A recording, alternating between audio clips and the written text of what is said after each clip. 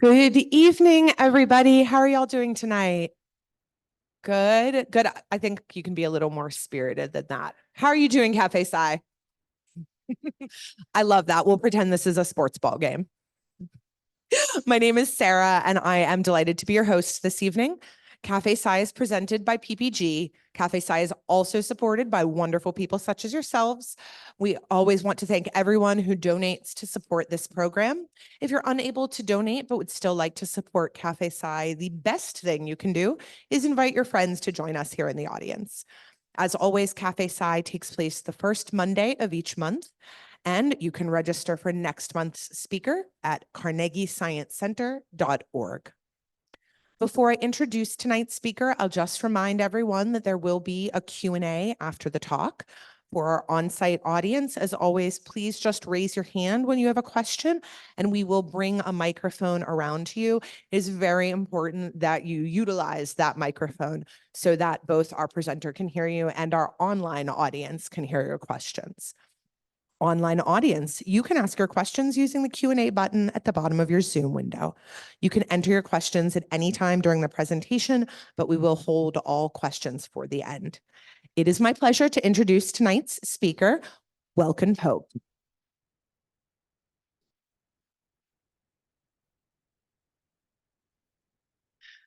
A native Cape Codder, Welkin Pope earned a BS in biology from the Massachusetts Institute of Technology and a PhD in biological oceanography from the joint program between MIT and the Woods Hole Oceanographic Institution, where her work focused on a marine bacterial virus, a bacteriophage, in the laboratory of Jonathan King.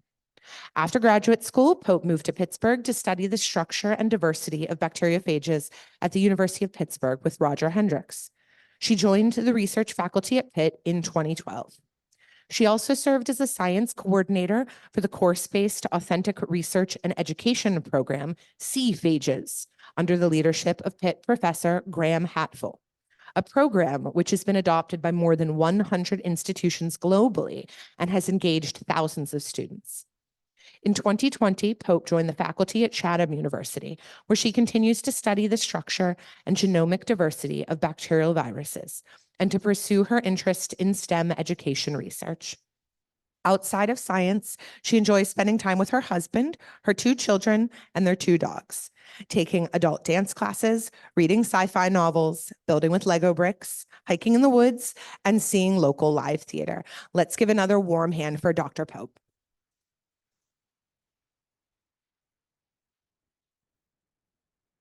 You. It's really great to be here.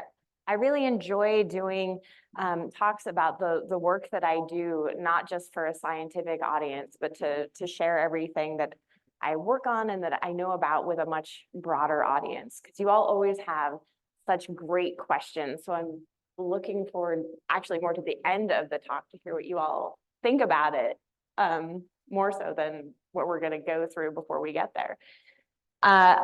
I know we have a Zoom audience as well, so that makes this a little bit more challenging, but I do like audience participation too. So as much as possible, live audience, I'm going to try and include you. And Zoom audience, I guess you can respond to Sarah, you can give me a summary. We'll see if we can make this work. So I study bacteriophages, and prior to, well, even now, if I say, hey, I study bacteriophages, most people say, I have no idea what that is at all. And so I would say, okay, then I want you to picture a virus. So I want you right now, I want everybody to picture a virus in your mind, whatever comes to mind, okay? Now, how many of you, as you're picturing your virus, came up with something that looks like that? Right? At least, okay, so about half the audience. Now, before 2020, everyone would have said they pictured something that looks like this. After the pandemic, lots of people started picturing this instead, right? And so this is not a bacteriophage. This is a model of the coronavirus that causes COVID-19. So people's perceptions in general of what viruses looked like changed from a bacteriophage, a virus that infects only bacteria, right? So there is nothing that looks like this that infects humans, right? The only bacterial viruses, bacteriophages, look like this with the head and the tail, but everybody's like mental picture of a virus is this. So you already knew what a bacteriophage is, right? You just didn't know you knew. Now this particular picture is of phage T4, which is sort of a classic one that was discovered back in the mid-1900s, all right? And this particular image was taken by Bob Duda, who is a research professor at the University of Pittsburgh. And so this particular picture is so iconic that the giant microbe people, if you've seen the giant microbe stuffies, I think the gift shop here has some of them. I personally have an enormous bag of these things, including multiple T4s, but this particular one, the giant microbe people actually asked him for the image so they could build their phage stuffy from it. So he has a little photo credit on the tag, and that's actually a really nice little Pittsburgh tie-in, because in a lot of ways, Pittsburgh really is the center of the phage universe, because there's some really strong researchers here that all study bacteriophages. All right, but we're here talking not about, just the now of phages, but the history of bacteriophages. And so phages are very small, right? And they're so small, obviously we can't see them with our eyes, but you also couldn't see them with light microscopes, right? So a lot of those really early microbiologists like Pasteur and Leeuwenhoek and people who are studying early infectious disease, they could look in microscopes, they could see cells and they could grow things. They had no idea about viruses because they couldn't see them with the light microscopes, okay? So they were really only discovered around 1915, 1917, and credits really split between two early microbiologists. And so we had Frederick Twort, who was a British physician and microbiologist, and he was actually working with vaccinia virus. And so if you don't know the story of vaccinia, this is the virus that's closely related to smallpox, right? And this is the virus that was actually being used as a vaccine. That's why it's called vaccinia, right? And so Twort was one of the people who was trying to grow vaccinia virus in the skin of cows, like baby cows, and trying to make enough vaccinia virus that they could inoculate the British troops, like a lot of the British military, right? So we're right in 1915. It's right at the beginning of, or in the middle of World War I, depending on which country you're a part of. And so this was his work, was trying to make a lot of vaccinia virus. And when he was making it, he kept finding that it was contaminated with a bacteria called Staphylococcus.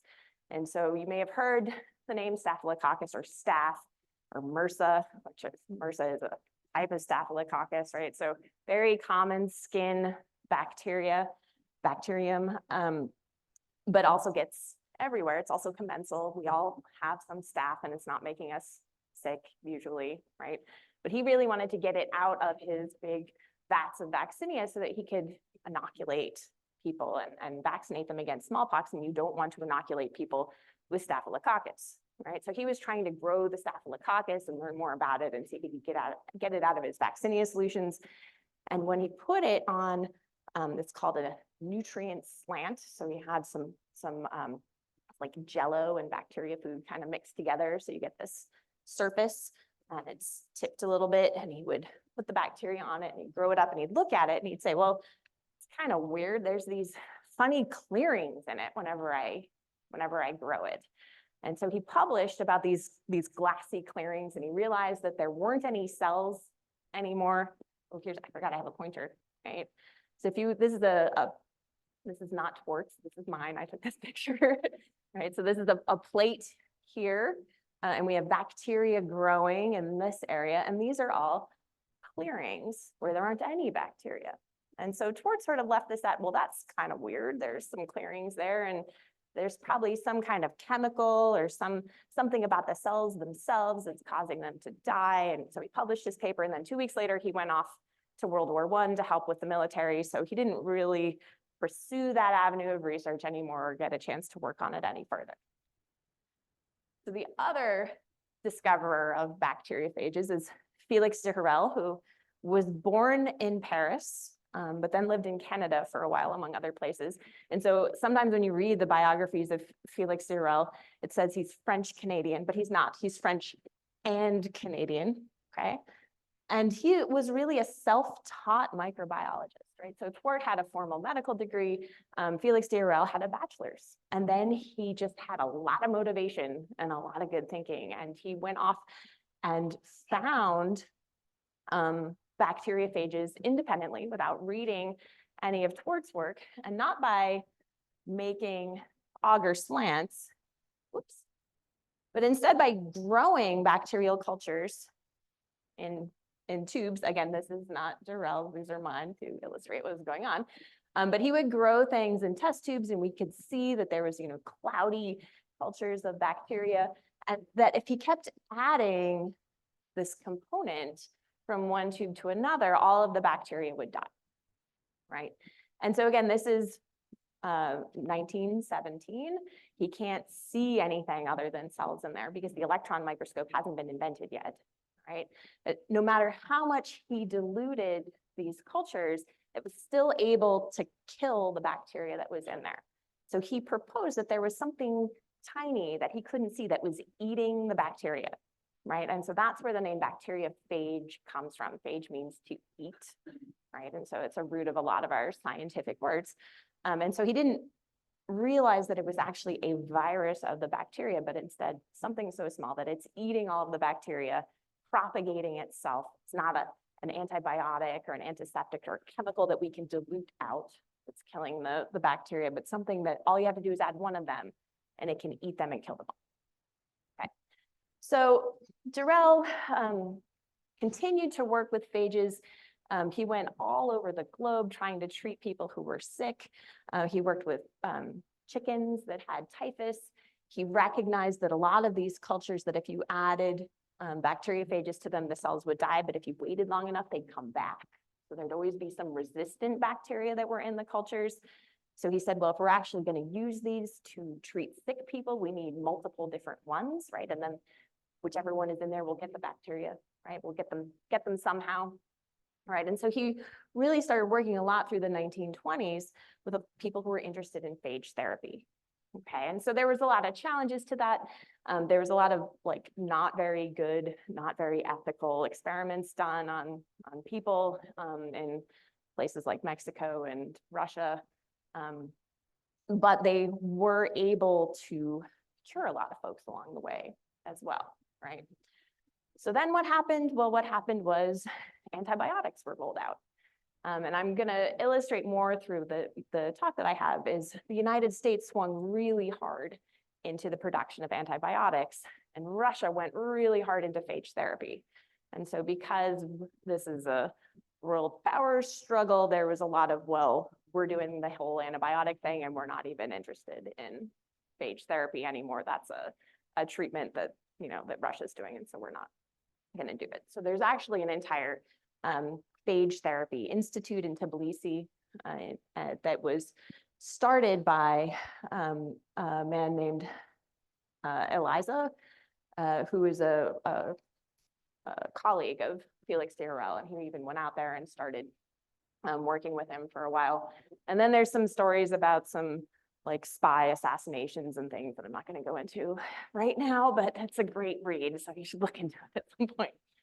All right, so 100 years later, 2015, phage biologists got together and we were like, a whole lot's been done with phages since their discovery. They were used as all these early tools making these amazing discoveries in biology and molecular biology. We should definitely have a centennial meeting, and we should get a scientific artist to draw a cartoon about everything that's happened in the past 100 years and what we're going to go do in the next 100 years. And so this is, you can't read it very well, unfortunately, in the resolution here, but this is still active. I checked it this morning. So if you want to check out this cartoon yourselves at some point and scroll all the way through, you can see sort of the whole history of finding them and everything that they've been used for all the way along up through 2015 and where we think they're going next. All right, and so I just want to highlight one particular experiment that was done in the 1950s, which is one taught in every introductory biology class in college. That's called the Hershey-Chase experiment. And it was two molecular biologists, Martha Chase and Alfred Hershey, using bacteriophages to demonstrate that DNA was actually the molecule in biological systems that our hereditary information came from. Okay, and so no one really knew this before their experiment, right? So those of you who've memorized all the dates in molecular science know that the structure of DNA was 1953, right? So this is right before the model of the double helix came out, right? And so at the time, people had blenders, right? They could take living systems and separate them and figure out what their molecular components were. And so we knew that DNA was a part of cells, and we knew that proteins were parts of cells, or lipids, which made up our membranes, right? So we could see all those different components looking again in the light microscope. By 1952, we had an electron microscope at that point too, so we could see DNA in the electron microscope. But we didn't really know what any of the parts did, right? And so what the amazing parts of their experiment, they were trying to figure out, if I take this virus that I know is made up out of protein, that's the shell, the DNA that goes in the head, and I can label it with radioactivity. I swear every experiment from 1950 had radioactivity in it. We avoid it like the plague now. If there's anything else we can use, we will use it. They all had radioactive experiments then. But they were able to label their DNA separately from their protein and use a blender. It was actually a blender, right? Separate the cells from the phages and figure out whether or not the radioactivity, whether the instructions was with the DNA, which is here, or whether it was with the protein, which is like the shell of the phage, right? And so this is the experiment that really demonstrated that DNA was the instructions. And everybody was really surprised by this because DNA is really a boring molecule. It's a long strand, and that's it. It doesn't seem like it has any of the like wonderful complexity of life that we see in all the living things of the planets, right? Think, okay, with all living things, we share DNA and we share proteins. Proteins are really cool. They're big and small and charged, and some of them have acids and some of them have bases, and some of them are multiple units stuck together, and some chop up things in your stomach, and DNA is like a long string, right? So in the 50s, they were like, definitely protein is where all the information is that we're gonna pass on genetically to our offspring. And this experiment was like, no, the instructions is the boring part, but use the instructions to make the proteins, to make the doing molecules that then is all of the expression, showing that we're all different types of organisms across the planet, all right? So most of you are probably not familiar with what we call the central dogma of biology. And so this is a cartoon straight from Khan Academy, basically illustrating that idea, which is DNA is the instructions. And then we have an intermediate molecule called RNA, which is sort of an imperfect copy of the instructions. And then there's a little molecular machine that everybody has, all bacteria, people, plants, everything that has a cell called a ribosome. And the ribosome can read these instructions to make all the proteins, right? And proteins are the doing molecules, right? That's the interesting part of all of our cells, right? Proteins look really different. They're made of amino acids, right? So we have 20 different amino acids compared to 4 different bases that we have in DNA. So like I said, much more interesting, and we can group them according to their properties, right? Everybody's favorite amino acid is, of course, tryptophan, the one that we eat on Thanksgiving and feel sleepy after.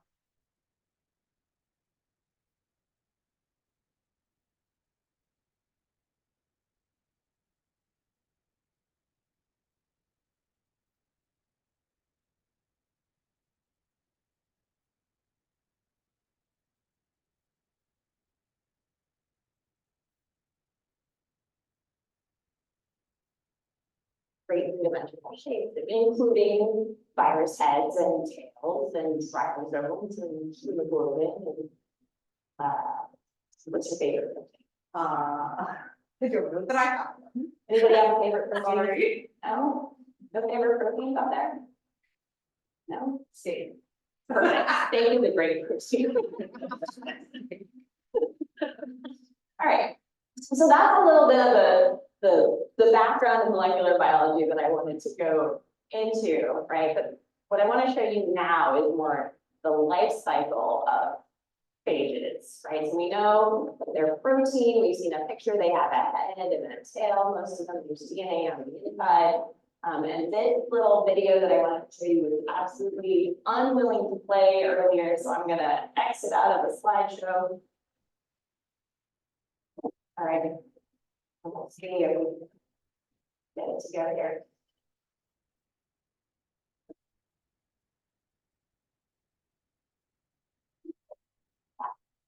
We're all the way at the end already. That's fabulous. Let's go back.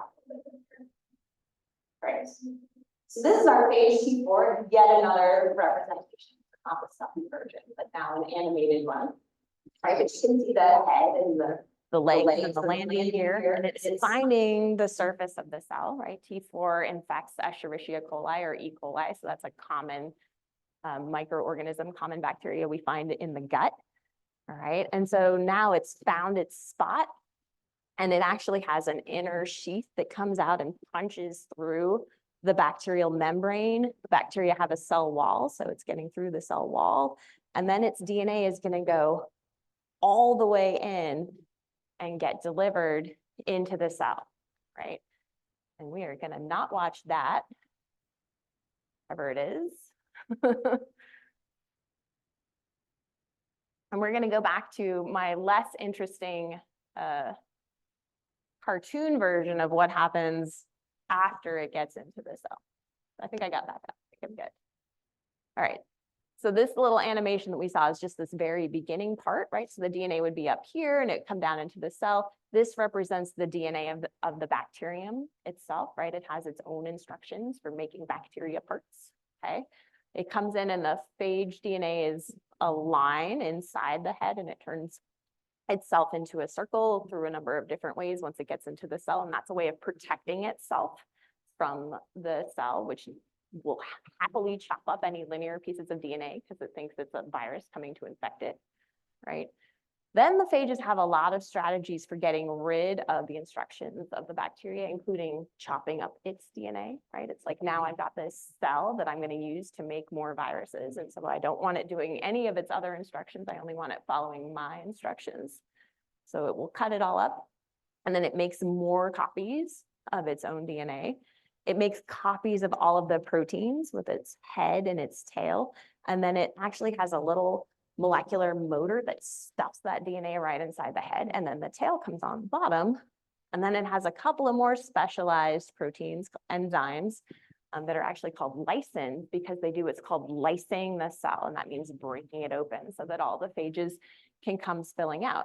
And so we only drew about 7 or so coming out of this cell, but the real number is probably closer to 100 or 1,000, somewhere in that range, through one round of replication, all right? And now depending on the phage and the bacterium, right, because different cells grow at different rates, this can happen anywhere from 20 minutes to days, right? But you could imagine every 20 minutes, get another 1,000 bacteriophages coming into the environment, right? So it can be really, really rapid replication and geometric expansion.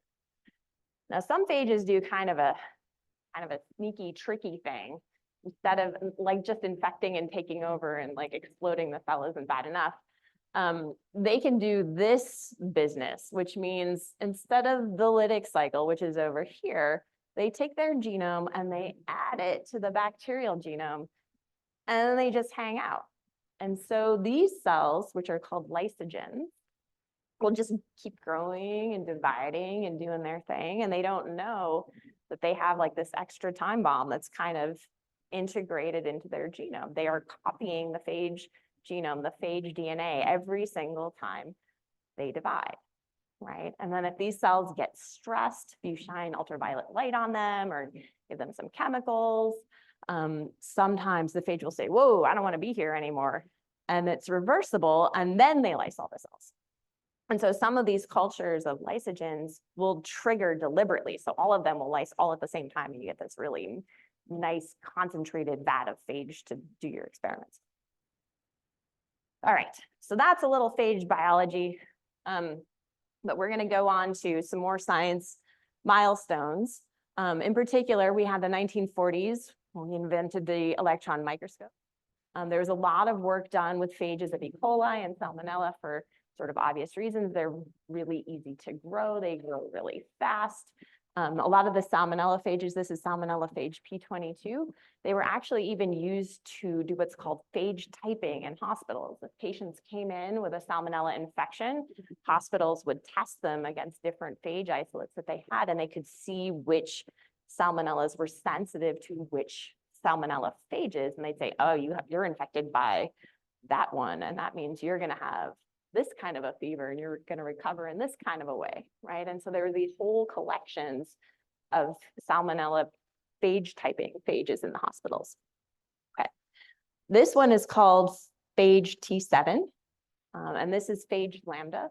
And so those four were the main workhorse phages of the 1900s. Like a lot of experimental work were done on these four phages. You'll notice all of them have a head. They all have tails. They have sort of different looking tails, right? This is a very sort of glorious tail. It's long and has lots of little fibers. These have much shorter, sort of stumpy tails. And this one has sort of a long, flexible tail. But over and over again, as scientists would isolate new phages and they'd look in the microscope, these were the same morphologies that they would see over and over and over again. So they didn't think there was a lot of diversity amongst phages, right? If you keep looking in the microscope and they all look approximately the same, you're not going to say, wow, I bet they have really different DNA sequences, okay? And so then we didn't really know. Notice I wrote first sequence genome of a biological entity because I do not want to get into the whole are they alive or not debate, right? But the first complete entity that was sequenced was actually a bacteriophage, by phage Phi-X174, which has a tiny, tiny little genome, only 5,000 base pairs. Just for example, T4 here is about 177,000. Lambda and T7 and P22 are all 40 to 50,000, right? So if you're trying to figure out how to make your sequencer work, like Frederick Sanger was in the 70s, sticking with something that's only 5,000 was like a pretty good bet, right? And so he won the Nobel Prize for his sequencing technology, and he kept refining it and automating it.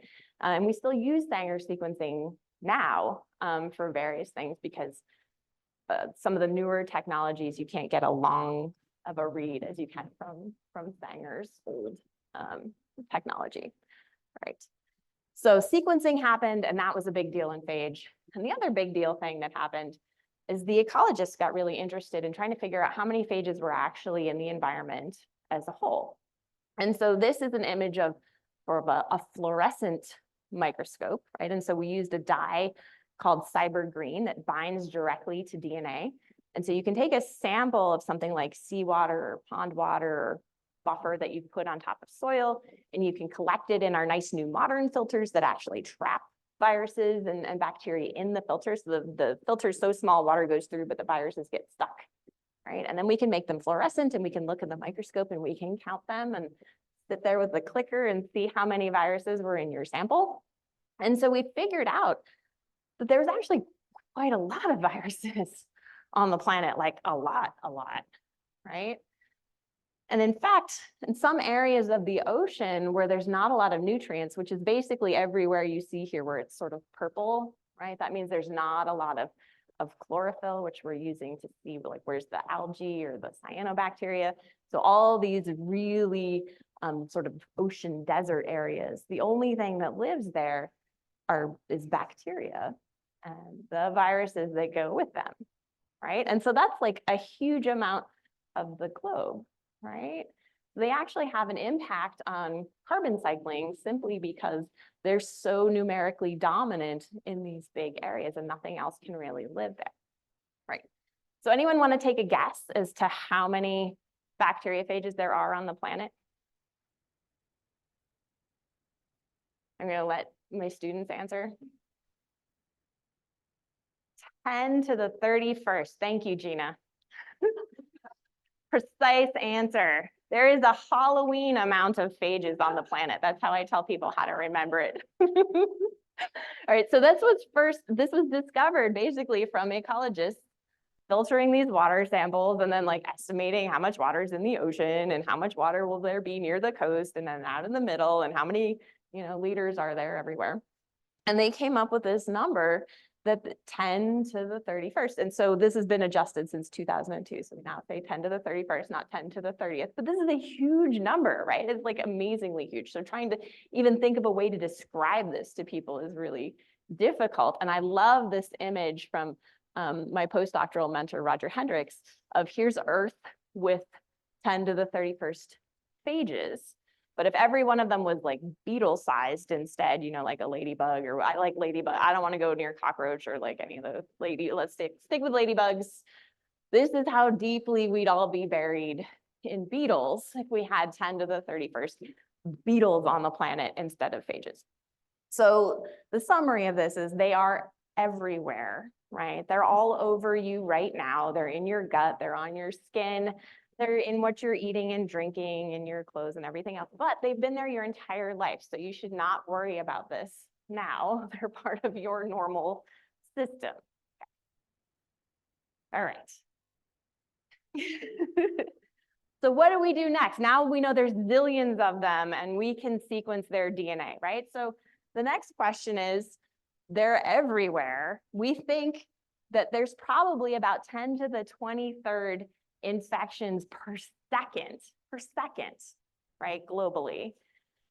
They're everywhere, and that the whole population is turning over every few days, right? So just enormous numbers of them infecting, changing, mutating, swapping DNA all the time, all right? Still, most of the isolates that we see in samples that we're able to grow and culture and see in the microscope are these have heads and tails, right? And so that's stayed pretty common. So our next set of questions is really, now that we can see their genomes, how different are they from each other? What kinds of genes do they have? How are they infecting different bacterial hosts? What roles are they playing in microbiomes and carbon cycling? And what else can we use them for, right? We have this ability now to deliver DNA and or to bust open bacteria, right? And so naturally, we want to try and harness that as much as we possibly can. So if you think about how cellular things are related to each other, you may have seen an illustration like this before, and it's usually called the tree of life, right? And it's all based on the sequence of one gene, right? And it's part of that ribosome that I was telling you about earlier. It's that molecular machine that makes proteins, okay? Because everything that has a cell has ribosomes, and they're all similar enough to each other that we can actually sort of put the sequences on top of each other and say, where are you the same and where are you different? And that's where these trees come from. And the length of these branches is directly related to how many differences there are in the sequences between the things at the end of the branches. So here's us in the animal category. Notice we are very close to fungi, plants, and slime molds, okay? Right? We are substantially farther away from these wonderful critters called archaea, which I haven't even touched on today, but they like to live in hot springs and the bottoms of the ocean and hydrothermal vents and like really amazing places, right? Over here's all the bacteria, right? So these bacteria are actually more distantly related to each other than, like, again, we are to fungi and plants and slime molds, right? So lots of diversity in the world of bacteria. But the viruses aren't on here at all. And that's because they don't have their own ribosomes. They're using their host's ribosomes. So if you're a virologist and you want to say, well, how similar are these things to each other? You're kind of stuck because they don't have one gene that's in common to all viruses, right? And so we started thinking about, how are we going to decide how similar these things are to each other or not, right? Back when we could just look at them, or we could test them on different bacterial strains, we could look for plaques, which are those clearings. We could look for test tubes that cleared. Then people were grouping them by, this one infects E. coli and this one infects E. coli. They must be related. right? Or like those pictures that I showed you, they all have this kind of flexible tail and this size, they must be related. Makes sense, right? And then we started grouping things together and trying to make boxes, which means I made a little game for you all to play. And you can say which phages are related to each other, right? And so we can see lots of things with heads and tails. Some of the heads are kind of strange looking. Some of them are kind of fat and the tails are kind of stumpy. We have these kind of crazy looking things in here that are just long filamentous things that don't have heads and tails at all. And then we have some things that are sort of like missing their tails completely, right? Overall, though, we see the head and the tail architecture, right? So when I do this with students, a lot of times I make them actually play, but I'm already over time. I warned you I was going to just go forever. I can talk forever. So I'll just tell you the answer, which is these phages infect Mycobacterium smegmatis. They infect the same type of bacteria up here as do these two, okay? And they don't have any sequence similarity with each other whatsoever, right? So when we sequence their DNA, they share no DNA in common at all, okay? Now, even though these look the same, they also share nothing in common with this one. This is phage lambda again. So this is our E. coli phage that we saw earlier. Looks very similar to these, no genes in common, okay? Other E. coli phages, we have, this is T7 again, down here. Here's T4 is back, all right? This is actually an E. coli phage that is one base pair, one letter of DNA different from this one. Do you see what's different about this? It has little legs, right?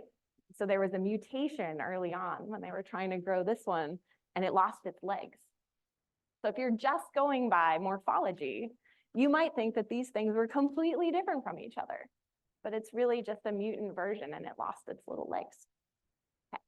This one, and this one all infect a marine cyanobacteria called Synechococcus. And so I found these particular ones myself. I went out in the ocean and did some sampling and looked for plaques and clearings and things.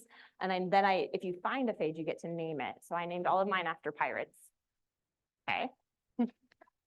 And then this one down here actually came from an estuary in Sweden. Somebody brought me some water back from Sweden, and so I did some phage hunting with that. And so we named this one after a Viking because it came from Sweden rather than, sort of off Massachusetts. All right, they all infect, like I said, that marine bacteria. This particular one is the only non-phage up here.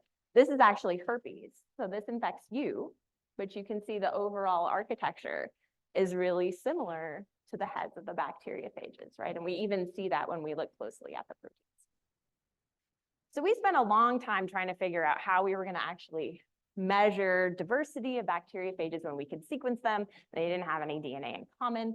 And so we're sort of up around the early 2000s, and Graham Haffel's group at Pitt, Graham got really smart and he started allowing undergrads to participate in his research project, which meant he didn't have to go out and isolate 1 million phages to sequence. He had students go out and isolate 1 million phages so that then he could look at the DNA sequences and see how all of these phages were related to each other. All right, and so, the students were going out and getting dirt and they'd process the samples, they'd find plaques, we'd sequence the genomes, right? We grow a lot of phage.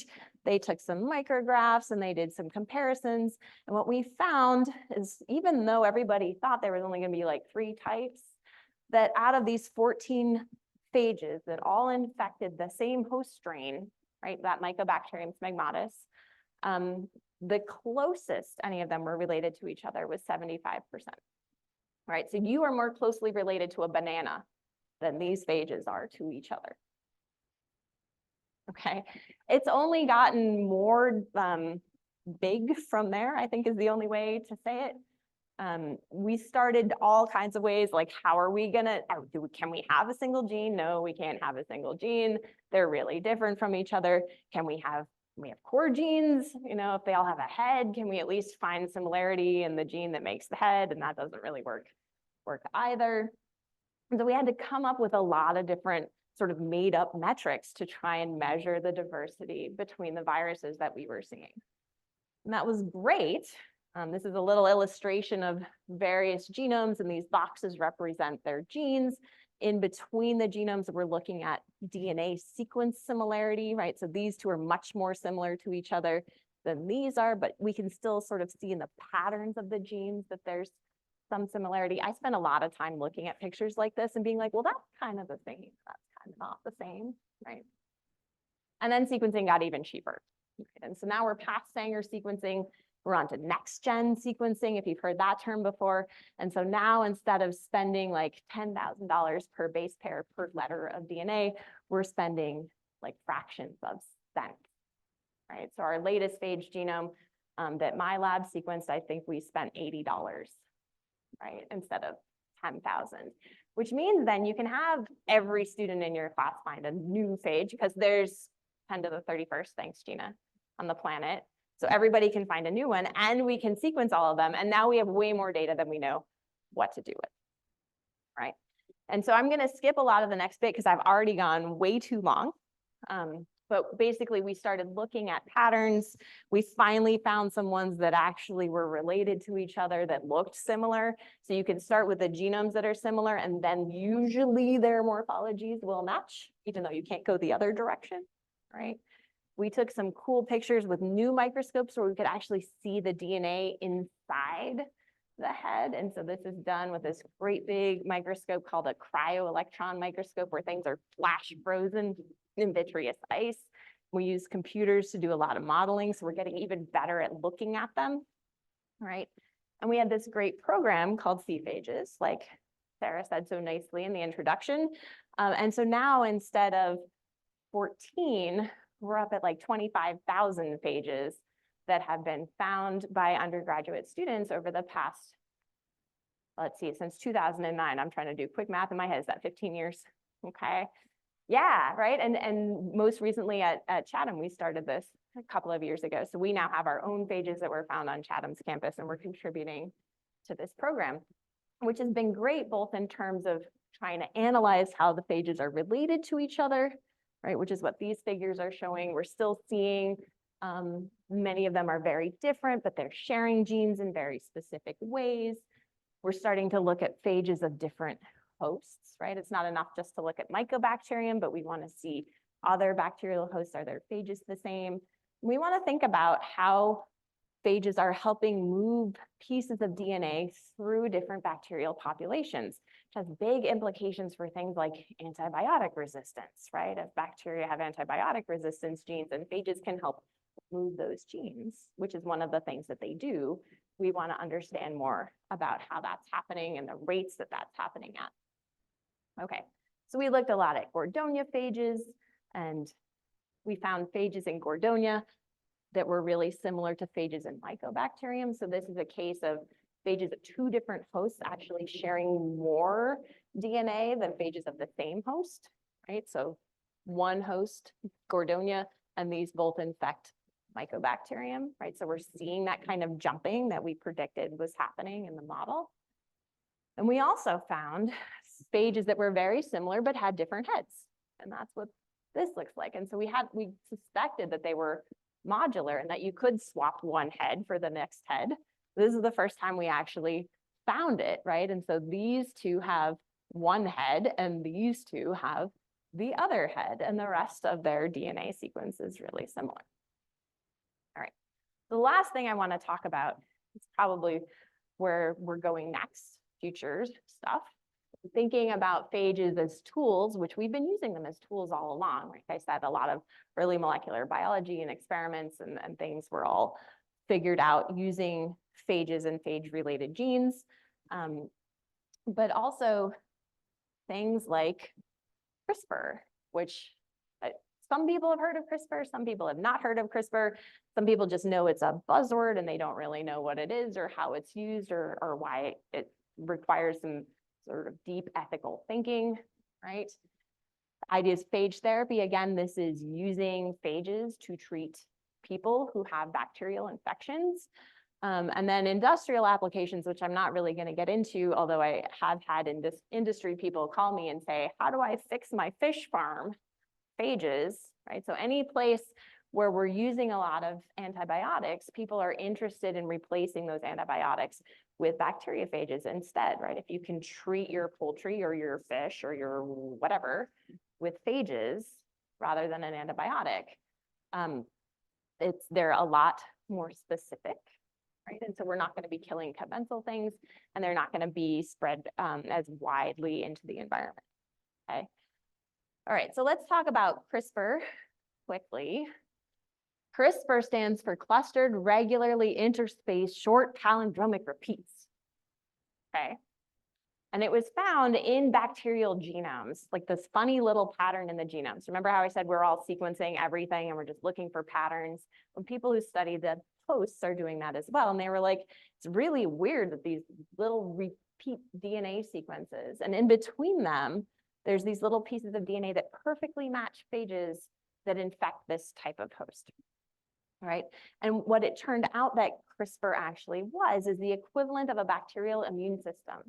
Right, so we get exposed to viruses, or we have a vaccine, and then we have an antibody response the next time we come in contact with that thing so that we don't get as sick, right? Our body already knows what that is.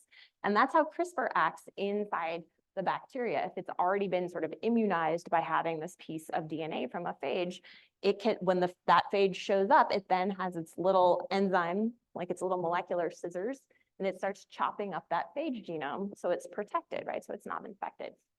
Some very smart scientists, including Jennifer Doudna, who's in California, realized that that meant we could make really specific changes to DNA sequences using that same type of array and those same enzymes. And we could do it not just in bacteria or in bacteriophages, which I've done to study my own phages, but we could also do it in humans. Okay? And so this is both an amazing advancement, an amazing piece of technology for people who are suffering from genetic diseases, but also kind of really terrifying ethically if we can start deliberately changing human genomes of living humans and altering their DNA to be whatever we want, okay? And so this is very new, right? Last December, but CRISPR was actually used and approved by the FDA as a treatment for sickle cell anemia. So people who have this genetic disease, right, that their hemoglobin doesn't form correctly in their blood cells, and so their blood cells can stick together and they can have a lot of really terrible problems getting oxygen around their bodies. We're actually developed a CRISPR-based therapy to ameliorate the symptoms of sickle cell anemia, right? And so that's huge, right? That this is actually out there and that people are getting relief from it. All right. Phage therapy, very hot because antibiotic resistance is a lot, right? We're seeing more and more pathogens in hospitals and things that are developing antibiotic resistance all the time. And so the idea that we could just give someone phages or a cocktail of phage, right? Even like Durrell figured out back in the 1920s, you need a bunch of different ones, right? That we can actually cure some of these people, right? And there's challenges, right? There's a lot of host specificity. A phage that infects one strain of Mycobacterium might not infect a closely related strain of Mycobacterium, right? Our immune system does not like phages. It does its best to clear them out of your bloodstream the second they go in there, right? So it requires kind of a constant IV drip. We get those in resistant infections. As you've added phages and you're clearing out the sensitive bacteria, the ones left behind are usually sort of the low level mutants that are in there, and they'll grow back up. And so then your cocktail doesn't work anymore, right? So then we have to match our pathogen to our treatment. And then there's all the same problems with any new drug coming to market. How are we going to make it? How are we going to get it in the hands of the people who need it? What's its shelf life, et cetera, right? So there's a lot of challenges that have to happen before this is something that can be widespread. But that doesn't mean it's not happening. It is happening. It's happening right now, mostly in test cases as people get really sick and it's sort of their last chance treatment. They've been in contact with various phage biologists saying, I've got this terrible Pseudomonas infection. I know you have a lot of Pseudomonas phages. What do you got? right? And so a number of these have been published even in the past 7 years or so of people who have actually, even if they didn't survive forever, at least got some relief from their treatments, and in some cases were completely cured through phage therapy. So it's coming. Okay. All right. My last thing that I wanted to, this is like literally 3 weeks ago, right? From Forbes magazine, next $1 trillion idea in biotech, right? So if anybody wants my phone number, Sarah's got it. Right. So like I said, really exciting field to be in right now. A lot of people are really interested. This is sort of the end of my talk. I promised you the future. You can't really read what it is, but it has a lot of the same things of where we thought we were going in terms of what are we going to be able to do in agriculture and personalized medicine and phage therapy. I don't think anybody really predicted gene editing and CRISPR was going to work as well as it has. And so that's a really exciting development. And like I said, it's much more fun to read this if you can actually read this. And so there's the website to get to it. If you want to do any more reading about phages, this is an oldie, but a goodie, Aerosmith. And then Michael Crichton's Prey, right? So actually captured the real biology of phages in a exciting Jurassic Park style adventure novel, right? And then this was a book that came out of the centennial meeting, where Forrest Rower's the primary author, but it's just really beautifully illustrated of all of the classic phages and all the different ones that we knew about from 2015. All right. So my acknowledgements. Some of my science department colleagues are here today, and I realized that I need to ask them, we need to take a better department picture because the best I could do was our Halloween costumes. So, all right, but I am truly grateful for my colleagues and for my students at Chatham because it's just such a wonderful, supportive, kind place to work. Lots of phages faculty and students, past and present, just talking about phages and everything else. And this has been such a wonderful conference to go to for the past 20 years, where people spread all across the planet who are interested in phages and how they're put together. And all of my mentors and mentees, especially, I realize nobody ever recognizes their mentees as much. Mentees, thank you for being here and for keeping me in new ideas. And you always think out of the box and you want to try new things. And that's so exciting and it's so important for science. There's my picture of the symposia people. And then I have my family to thank too. We were at the Viking exhibit here. And thank you, Science Center and Science Center folks, because I spent a lot of time in the Boston Museum of Science as a kid. And it is so amazing to be here in this space and to talk to everybody about science. Like, I feel like I've made it as a scientist. Like, I got to present at a science museum to the general public. Like, I am now a rock star. And my last picture, science is a lot of fun. Sometimes you're in the ocean in December collecting samples in Massachusetts, and it's a little on the chilly side, but you also get to do things like, you know, go to Switzerland and do science off of old sailing vessels. So any future scientists in the audience, it's a great field to go into. You can do all kinds of really wonderful and exciting things. And that's all I got.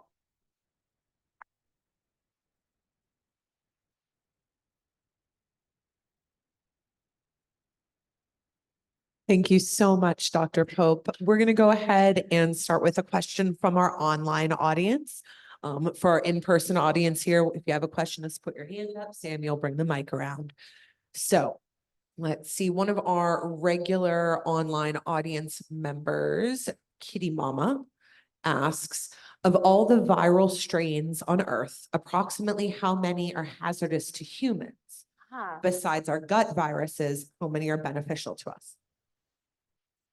So hazardous to humans, do you mean viruses that actually infect humans, interact with humans? I can only tell you what the question says, which is of all the viral strains on Earth, approximately how many are hazardous to humans? So of them, so again, I study the viruses of bacteria, so there's probably some human virologists that could give you a better, more specific answer than I can. As humans, we tend to focus on the viruses that are hazardous to us. So we probably have not studied all viruses in an equal proportion, which makes that number more difficult to estimate as well. There's substantially more viruses on Earth that are not hazardous to humans than there are, like by many, many orders of magnitude. And I'm probably not. Is that how many more specific answers do you want? Like classes of viruses? Maybe like 20 or so that I think get us really sick. I think whatever you think answers that This question. is so hard, right? Like I want somebody to have a Yeah, I know, dialogue Erin, with. that person Yeah. is not here. Yeah. Let's see. I'll go ahead. Oh, we've got one up there from our live audience. Okay, go ahead. Thank you. That was terrific. And when you first mentioned that part of phages being able to address MRSA and other things, having known people that have died from MRSA, Yeah. do you think as phages get more developed or more discovered, will they really be able to attack or help people who have MRSA, and that will Yeah. make some inroads there to prevent people from dying? Yes. Yes. Short answer is yes. Long answer is there are people actively working on it. What it probably requires is infrastructure investment and development of centers, either across the nation or across the globe, where, you know, here in Pittsburgh, we have 20,000 mycobacterium phages in the freezer, all of which are very different. And we need the equivalent for MRSA and for E. coli and for Klebsiella and C. difficile and like Pseudomonas and all of these really nasty things, right? We need many centers with 20,000 phages in the freezer so that then when you have your infection, it gets sent there and there's a protocol for testing which ones are going to work against it. You get your cocktail made and you get treated, right? So it really is personalized medicine, but it's going to require sort of a major industrial investment, right? And that's one of the reasons why we went towards antibiotics. You can take a broad spectrum antibiotic and that knocks out like all kinds of unrelated things. Yeah.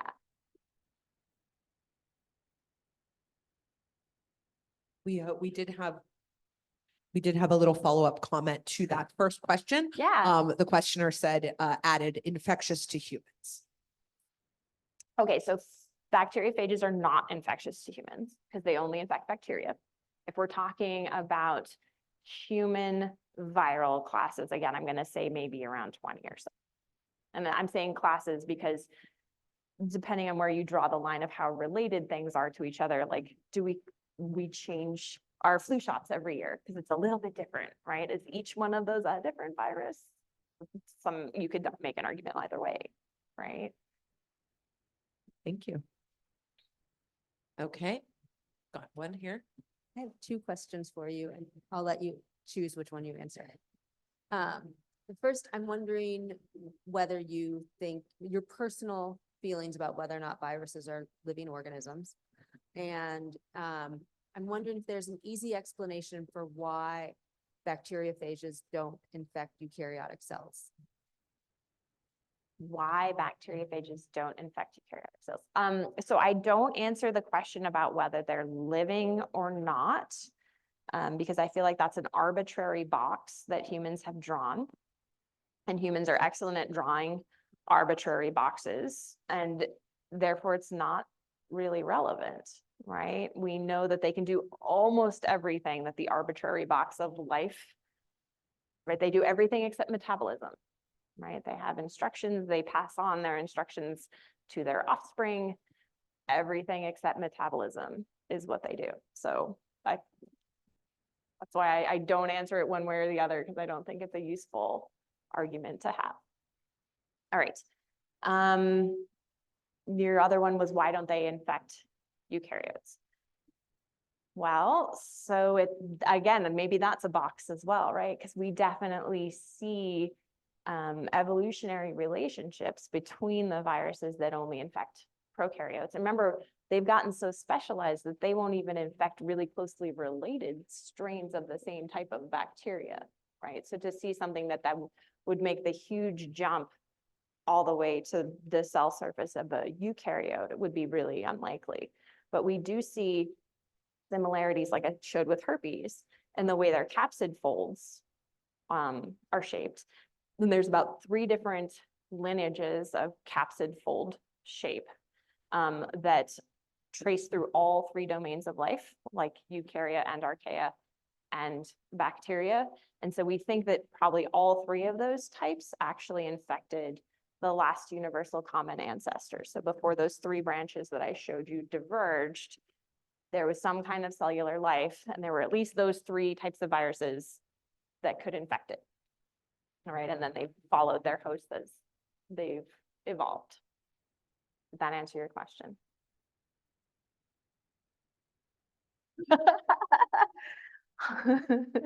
We can get coffee sometime. I'll tell you more. Okay, I'll go ahead with another one from our online audience. As somebody asked, I came in a little bit late. What is the bacteria that has legs called?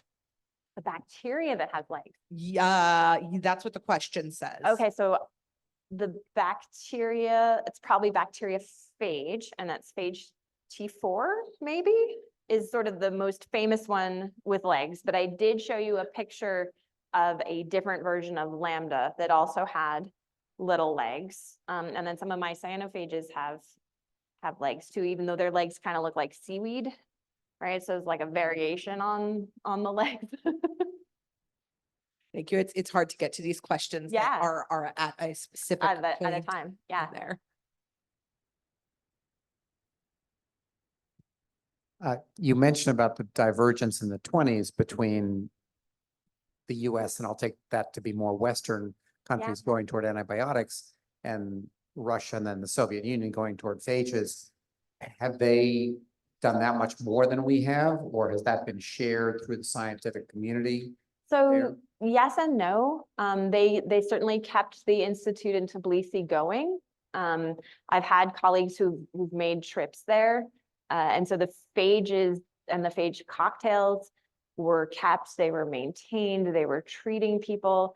Unfortunately, though, they didn't have a lot of money. They didn't have the same resources that we've had in the West. And some my colleagues were describing things like only 1 out of every 10 lights would be on in the ceiling, and lots of sort of very bare bones equipment. They've had some success with treating people in that institute, and I've known some people who've gone there as the last ditch resort. As they'd say they've got cocktails that can do it. Unfortunately, some of their cocktails that they thought were a certain thing, then when they actually were able to sequence them, weren't that at all. Which I think is probably true of sort of every phage. Like if you're not sort of constantly checking and sequencing, it's really easy to get that kind of cross-contamination in between samples. And so after however many years of propagating their cocktails, that what they thought they had wasn't what they thought they had always. And so then a quick follow-up. So with 10 to the 31st, it's probably not likely, but do you envision that some bacteria could become phage resistant? But does that matter if you've got that many more to attack it with? Right. Yeah. So I don't think there's any way for any bacteria to become 100% phage resistant. It is truly an ongoing biological arms race, right? And the speed and the strategies that they take as they copy their nucleic acids, their genomes, and they divide and they grow is just not the same speed or the same they're not as careful about their DNA replication as we are, right? And so we invest a lot in our offspring, and we only have, a few. And I'm saying even if you have 10, you're not having 100 or 1,000 per generation, right? And so we have mechanisms in our cells where we're very careful about the replication of our DNA, and as we pass it on to our offspring. And bacteria and the viruses that go with them, even more so, take the opposite approach of, I'm going to be sloppy on purpose because someone will survive whatever the condition is. And so they evolve and they mutate so rapidly that there's always someone who's resistant to the phage, but the phage is doing the same thing, right? So then there's the next phage is there to get the resistant one, right? And so it's always really neat to me to see these new sort of defense mechanisms, and we're finding new ones all the time. There was just another one published in Nature like last week, a brand new one, another way that the bacteria were resisting the phage, and the phage are carrying their own defenses around. That's why I love that cartoon of like the weapons of the shield and everything, right? They all have different stuff, and they're all trying to protect themselves and protect the cell that they're in, and then it changes. So lots of fun looking at their genomes. I'm going to throw in another one from our online audience here. Why do some viruses use DNA and others use RNA for their genome? Is the difference evolutionary? Almost certainly, and what a great question, because I didn't even go into that today. So we got a mini expert in the audience. Yes, some viruses use double-stranded DNA, some use single-stranded DNA, double-stranded DNA, single-stranded DNA, both of which are much more stable molecules, right? More resistant to lots of environmental forces, right? And then there's RNA. We have double-stranded RNA viruses, and we have single-stranded RNA viruses, of which coronavirus is one of them. So I think everybody got a lot more familiar with the idea of we could use RNA, which way back on my central dogma slide was that sort of intermediary molecule between the DNA and the protein. There's RNA. And so some viruses just skip the DNA altogether and they go straight for RNA. So if you use RNA, you're going to be able to evolve faster. You're going to mutate faster. You can probably also get your proteins made faster, because when you get your genome into the cell, the ribosomes are ready to go, right? You don't have to go from, I need my DNA put into RNA, which can then be read by the ribosomes to make my protein. But your RNA is going to be a lot less stable. It's more prone to enzymes in the environment that are going to chew it up. It makes knots really easily on itself, which can be part of gene regulation and how many proteins you get, but it can also sort of slow things down. So there's benefits, pluses and minuses to using one or the other, which is why I think we see both.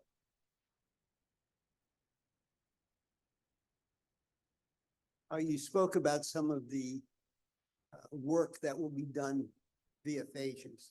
What are the downsides? Work that was done. What are the downsides of the research? What are the downsides? What are the problems? What are the negative things that can happen When you're working with phages? when you're working with phages, or, you know, as we know with most technologies, Yeah. their benefits, their risks. What are the risks? What are the risks of working with phages? So if you are working with bacteriophages, the biggest problem that we have in the research lab is they can get everywhere. They can be really stable. And so you can be working with one of them and your colleague can be working with a different one.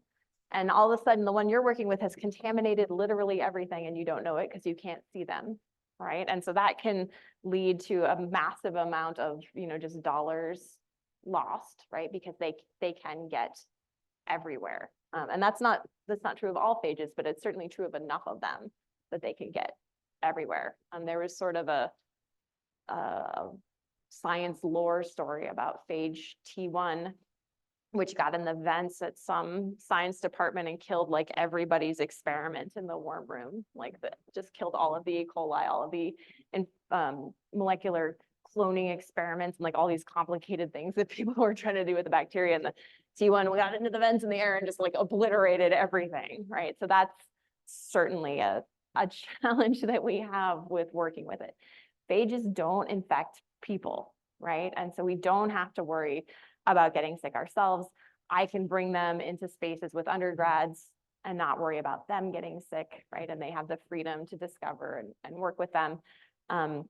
Challenges in terms of things like phage therapy is that they are really specific, right? It's not like finding penicillin and knowing that you're going to be able to kill lots of different things, right? We have to find 50 or 1,000, right? And they're all going to be slightly different. And we really want to capture all of those antibiotic resistant mutants. So in that sense, it's tremendously more expensive, right, than making something like penicillin, right? They may or may not be shelf stable depending on the phage, right? And they can all have different conditions as to how they need to be stored for long-term storage.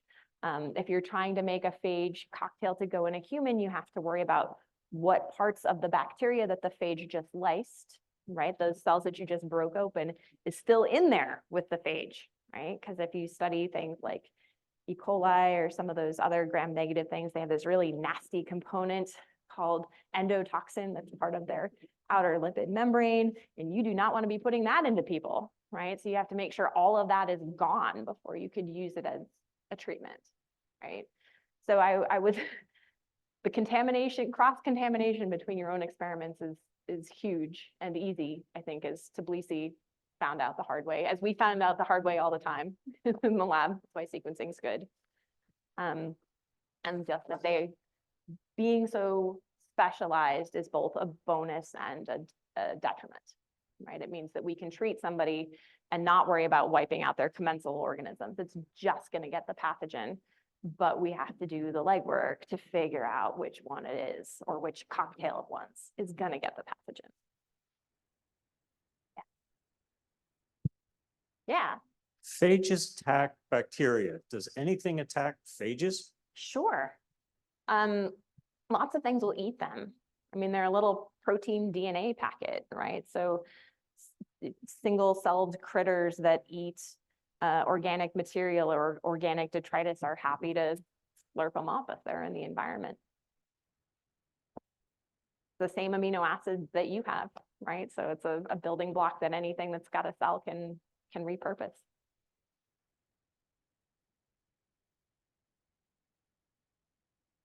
Okay, I'm going to go ahead and throw out another one from our online audience here.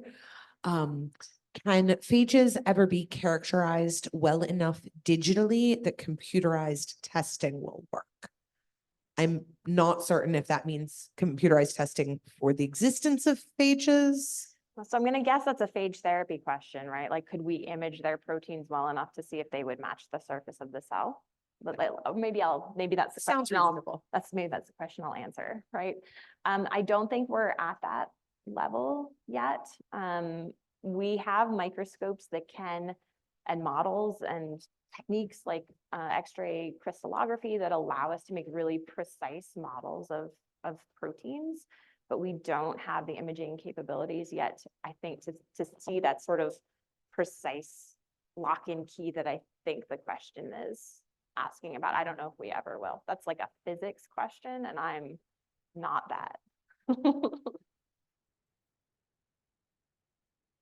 Thank you. Let's go ahead with another one from our online audience here. So you mentioned earlier that we use the Sanger method to sequence genomes. Does anyone use the Maxim-Gilbert method? Mostly we use Illumina now, which is a next-gen technique. And so no, we're not using that. We do still use Sanger sequencing. It's got the best, we can get one DNA molecule and we can get all the way, I'm sorry, not one DNA molecule, but we can get a sequence of about 1,200 base pairs in a row before the technology gets kind of wonky. And in the current best sequencing technologies, it's only about 250 base pairs, but it's massively parallel, right? So instead of the way you have to set up your Sanger reactions is a lot more arduous, right? And the Illumina reactions, we're doing like billions of base pairs simultaneously on the same chip in 45 minutes, right? And then the computer just puts it all back together. Yeah, amazing.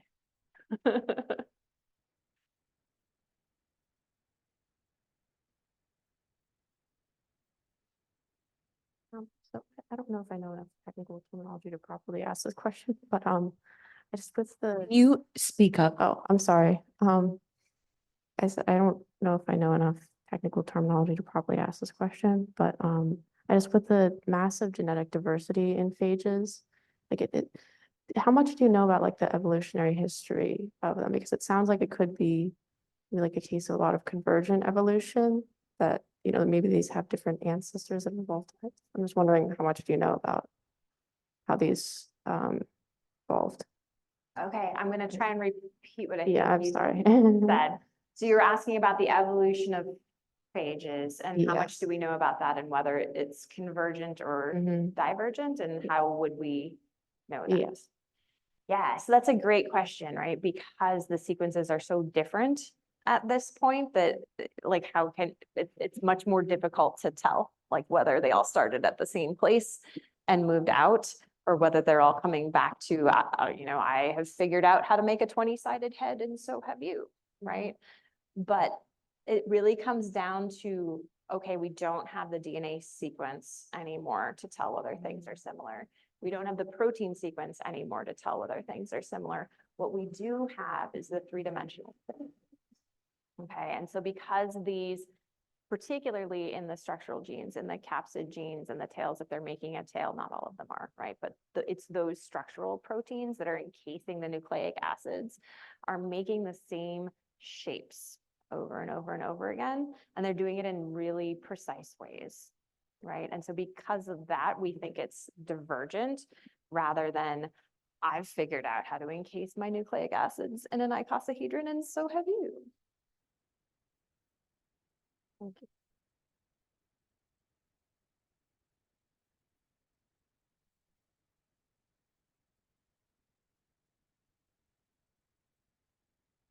I'm going to do a last call for questions from both our online and our in-person audience. All right. If there are no additional questions, let's give Dr. Pope a big round of applause. Thank you. It's fine.